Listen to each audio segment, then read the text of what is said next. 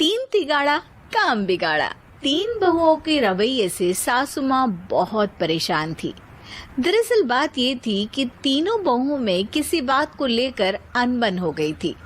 तब से ही तीनों एक दूसरे से मुंह फुलाए रहती थी। ना कोई सीधे मुंह किसी से बात करती, ना किसी का कहना मानती। पड़ोसी भी इस बात को जानते थे और जाने कैसे कैसे बातें भी करते। इसीलिए सासू माँ ने तीनों बहुओं को तुरंत अपने मैं कई दिनों से देख रही हूँ, तुम तीनों अलग अलग सारे काम कर रही हो। ये सब नहीं चलेगा, तीनों को मिलकर ही काम करना पड़ेगा। सास की बात सुनकर एकदम से बड़ी बहू बोल उठती है। नहीं मम्मी जी, मैं इन दोनों के साथ कुछ नहीं कर सकती।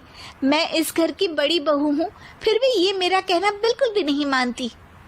अरे जेठानी जी, जानबूझकर मुझे डबल काम करवाती है आप। और छोटी मुझसे टेढ़े मुंह ही बात करती है। इन दोनों के बीच हमेशा सैंडविच बन जाती है मेरी, और मैं हमेशा आलू की तरह बीच में मसली जाती हूँ। मम्मी जी, इन दोनों को लगता है कि मैं छोटी हूँ तो इनके पैरों तले दब जाऊंगी, लेकिन नहीं, मेरा भी उतना ही अधिकार है जितना इन दोनों का है। बड़ी आई दोनों मेरी चुगली करने के लिए, मुझे क्या कम समझ रखा है। तीनों बहू एक दूसरे से बहस करने लगती है और सास दोबारा ये देखकर टेंशन में आ जाती है और सबसे कहती है, चुप हो जाओ, अब से तुम तीनों सारे काम एक साथ करोगी।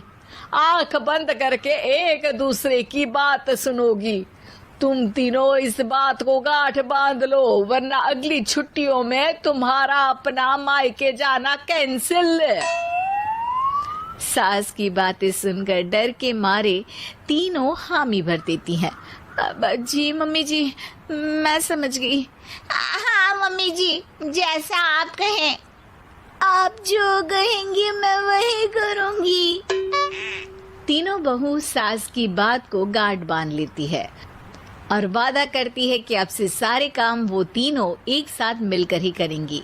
ये सब देखकर सास खुश हो जाती है और वहां से चली जाती है।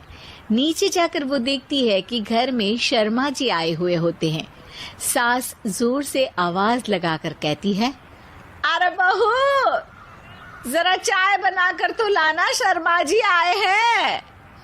सास की बात सुनकर तीनों बहू तुरंत किचन की ओर भागती है और चाय बनाना शुरू कर देती है। मुझे तो एकदम मसाले वाली कड़क चाय पसंद है, तो हम शर्मा जी के लिए मसाले वाली चाय ही बनाएंगे। अरे नहीं दीदी, गर्मी के मौसम में मसाला चाय कौन पीता है? मैं तो शर्मा जी के लिए इलायची वाली चाय ही बनाऊंगी। ये कैसी बात कर रही हैं आप दोनों? मेरी मम्मी ने सिखाया है कि मेहमान को ज्यादा दूध और शक्कर वाली चाय देनी चाहिए, वरना वो घर वालों को कंजूस समझते हैं। तो मैं तो शर्मा जी को ऐसी ही चाय दूंगी। तीनों बहुएं अपने अपने तरीके से चाय में शक्कर, मसाला, पत्ती सब डाल देती है। उबलने के बाद तीनों मिलकर चाय बाहर लेकर जाती है और शर्मा जी और सासू माँ को देती हैं। चाय पीने के बाद शर्मा जी सासू माँ को देखकर शर्मा जाते हैं और शर्मिंदा महसूस करते हैं कि आखिर उन्होंने चाय पीने के लिए हामी क्यों भरी। सासू माँ भी चाय पीना शुरू करती है और कहती हैं, अरे बहू, ये कैसी चाय बनाई है? चाय है या मीठे दूध की बासुंदी? हाँ, चाय अच्छी नहीं लगी क्या?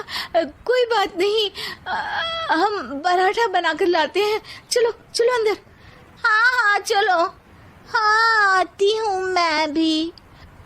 नहीं नहीं, मेरा पेट चाय ने ही चौपट कर दिया, वही काफी है। पराठे से पोपट नहीं करवाना, मैं तो चलता हूँ। शर्मा जी चुपचाप पतली गली से निकल जाते हैं। अगले दिन सास बहुओं से कहती है, अरे बहू, जाओ जाके ऊपर के गेस्ट हाउस की सफाई कर दो। कल हमारे यहाँ मेरे दूर के रिश्तेदार आने वाले हैं, तो पूरे कमरे को चमका देना, समझी? तीनों बहू सास की बात को मानकर ऊपर सफाई करने चली जाती हैं और तीनों कमरे की सफाई चालू कर देती है। बड़ी बहू मकड़ी के जाले साफ करती है तो बीच वाली झाड़ू लगाना और छोटी वाली सर्फ डालकर जमीन धोना शुरू कर देती है। अरे दीदी जेठानी जी, अभी मैंने पूरी फर्श धोई और अब फिर से धूल नीचे गिरा रही हैं। और मछली जेठानी जी, आप बिना झाड़ू की धूल यहाँ छटक रही हैं। अरे तीनों को साफ करना है, एक साथ सफाई करते हैं ना।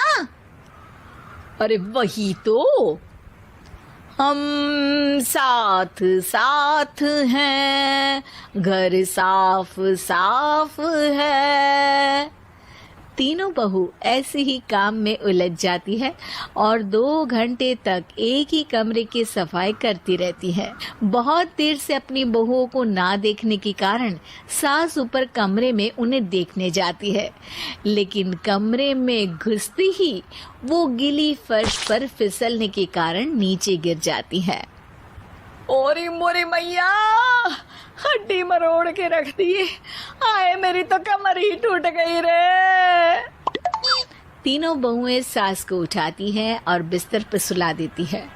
अरे मेरे हाथ पैर दर्द कर रहे हैं, दबा दो, आराम मिलेगा। हाँ जी माँ जी। अरे जी माँ जी, जी माँ जी। और तीनों बहुएं एक साथ सास के हाथ को दबाना शुरू कर देती हैं। माँ की तो चीख ही निकल जाती है और नतीजा ये होता है कि सास के बचे हुए शरीर में भी दर्द उठ जाता है। हाय राम, ये क्या कर दिया तुम तीनों ने। अरे मेरी तो किस्मत ही फूटी है कि तुम जैसी बहुएं मुझे मिली। हे भगवान, पूरे शरीर में दर्द बढ़ गया है। अब तो पता नहीं कि चल भी पाऊंगी या नहीं। माफ करो, मुझे गलती हो गई मुझसे कि तुम तीनों को एक साथ काम करने के लिए बोला।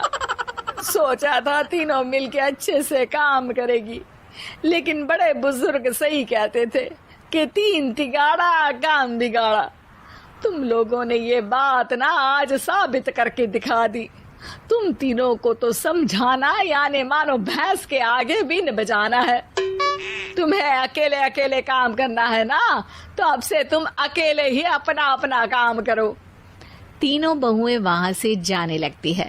अरे कहाँ जा रही हो? आप ही ने तो कहा कि अपना अपना काम करो, तो मुझे मुल्तानी मिट्टी लगानी है। अरे मुझे भी तो नेल पॉलिश लगानी है। मुझे ना मेहंदी लगानी है। सास अपना सर पीट लेती है और कहती है, अरे मुझे भी लगाना है कुछ। क्या माँ जी? क्या माँ जी? क्या माँ जी? तुम्हारे घर वालों को फोन तुम्हारी हरकतें बताने